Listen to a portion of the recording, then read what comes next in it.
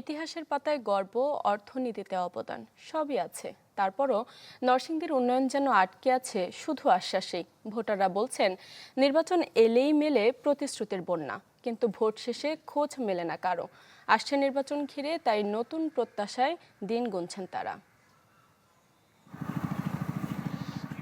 যেখানকার সবজিতে ভরে যায় রাজধানীর বাজার, তাদের কাপড়ে ঘোরে অর্থনীতির চাকা।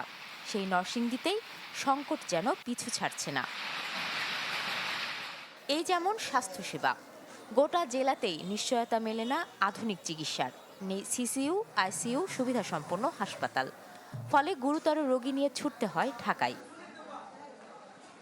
তাই উন্নয়নের প্রশ্নে বঞ্চনার অভিযোগ এখানকার বাসিন্দাদের। দীর্ঘদিনের সমস্যার সমাধান না হওয়ায় ক্ষুব্ধ সাধারণ মানুষ।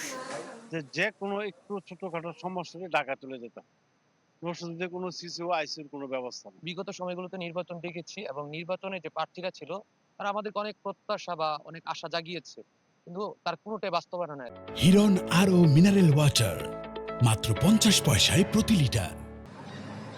নির্বাচন এলেই প্রতিশ্রুতি নিয়ে ছুটে যান প্রার্থীরা, কিন্তু ভোটারদের প্রশ্ন, এই প্রতিশ্রুতির কি এবার বাস্তবে রূপ নেবে, নাকি আগের মতোই থেকে যাবে অধরা?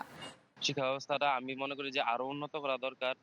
যেমন নরসিংদীতে একটা পাবলিক ভার্সিটি নাই, একটা মেডিকেল কলেজ দরকার। আমরা চাই একজন যোগ্য ব্যক্তি এবং আমরা নিজের ভোট আমরা নিজে দিতে পারি। আমাদের যোগাযোগ ব্যবস্থা, শিক্ষা ব্যবস্থা এবং আমাদের স্বাস্থ্য দিকটা যেন দ্রুত করে, এটাই আমাদের প্রত্যাশা।